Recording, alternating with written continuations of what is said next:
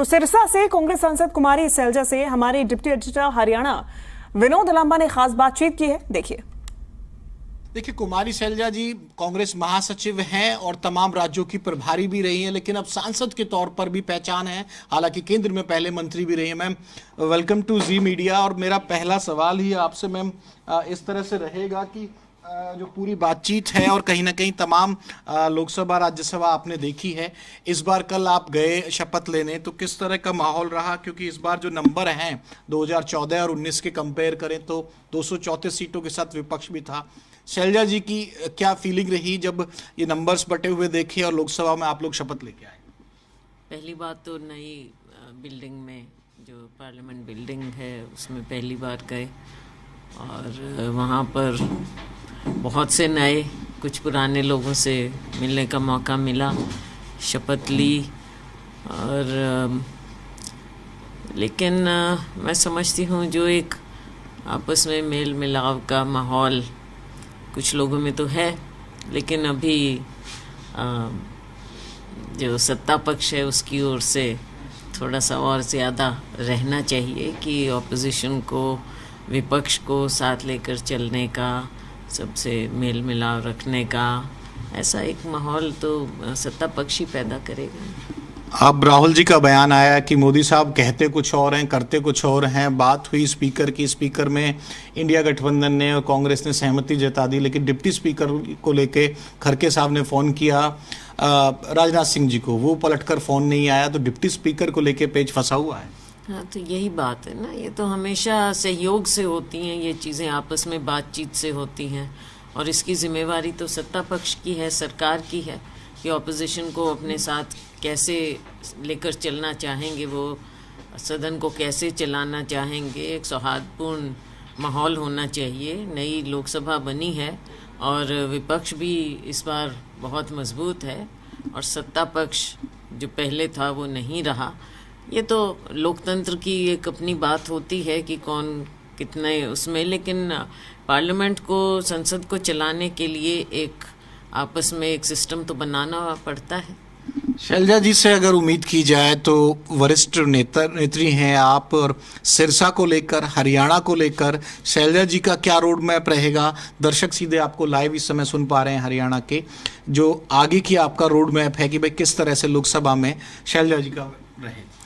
ये दोनों बातें हैं कि सिरसा की जो बातें हैं, वहाँ के मुद्दे हैं, वो तो उठाने ही हैं मुझे, और उसके अलावा भी प्रदेश के और देश के जो कुछ बातें होती हैं उनमें भी हिस्सा लेना होता है। और लोगों के लिए, जो लोग उम्मीद करते हैं कि हम उनकी आवाज़ उठाएं, चाहे कोई भी क्षेत्र हो, चाहे अब मैं देख रही थी कि गरीब के आवाज़ पर एकदम फोकस आ गया, तो 10 साल कहाँ गए थे वो।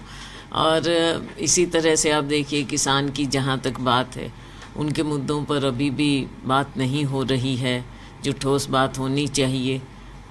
तो ये कई चीज़ें हैं जिन पर सरकार को हमें थोड़ा चेताना भी पड़ेगा और लोगों के लिए उनसे हमको मांग भी रखनी पड़ेगी, डिमांड रखनी पड़ेगी। मैम, आप करीब 10 से 15 विधानसभा गई हैं, जो मैं पूरी हरियाणा से मेरे पास रिपोर्ट्स आ रही थी। आप सिरसा की तमाम विधानसभाओं में गए, तमाम जो जीत के बाद आपके दौरे रहे। अब शैलजा जी से मैं अगर पूछूं तो क्या महसूस कर पा रहे हैं? क्योंकि बहुत लंबा नहीं है वक्त बचा जब चुनाव आने हैं। जी, बिल्कुल कम वक्त बचा है, 2-1 महीने मुश्किल से आप समझ लीजिए, क्योंकि सितंबर में तो आचार संहिता लग जाएगी, अक्टूबर में चुनाव होना है, तो तब तक हमको सबको कमर कसनी पड़ेगी, कांग्रेस पार्टी को, सभी कार्यकर्ताओं को, नेताओं को, ताकि अगली सरकार हमारी बने। लोगों की उम्मीद है कांग्रेस पार्टी से, तो उसमें हमको काम करना होगा, ज़मीन पर उतरकर काम करना होगा। भाजपा ने भी कमर कस ली है, रोहतक में घेरने का काम किया, रोहतक में बड़ी बैठक हुई और अब जानकारी आई कि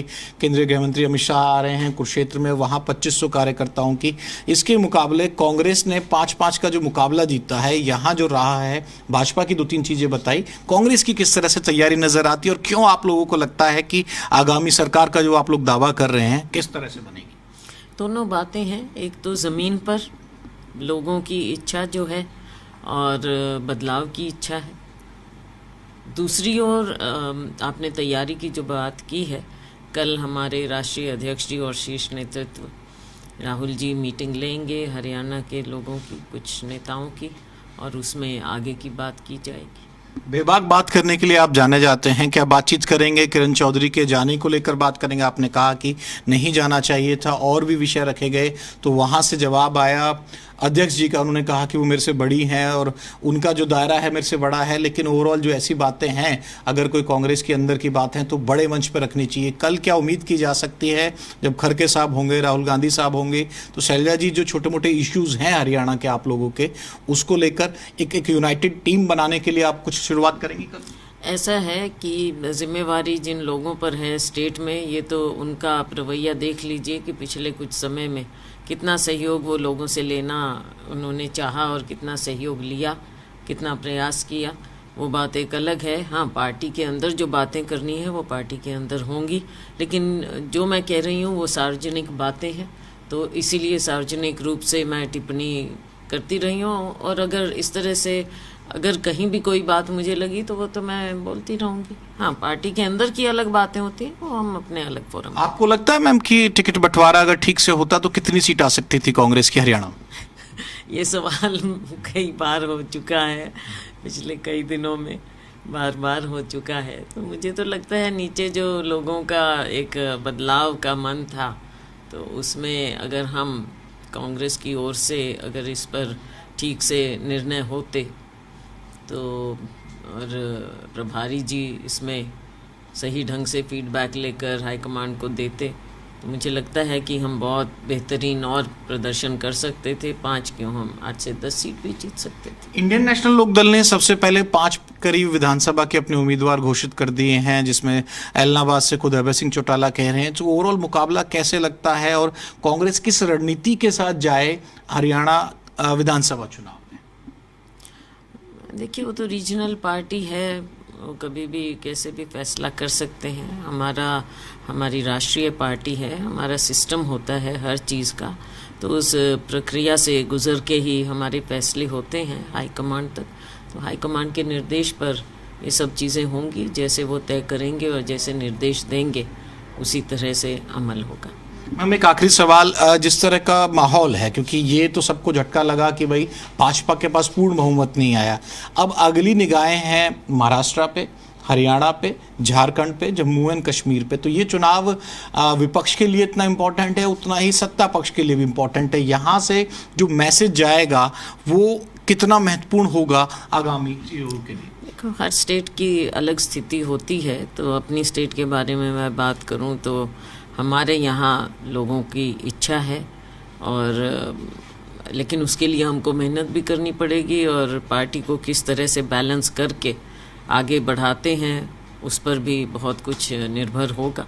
हिसार में कल गोलीकांड हुआ, इससे पहले करनाल से खबर आई, 2-3 तरह की इस तरह की जो खबरें आई। देखिए, बहुत बुरा हाल है हरियाणा में, जिस तरह से गैंग्स और ये वो जो हम मीडिया के माध्यम से पता चलता है, ऐसा लगता है कि प्रशासन को किसी चीज़ का मालूम नहीं है, प्रशासन ऐसे इतना ढीला क्यों है।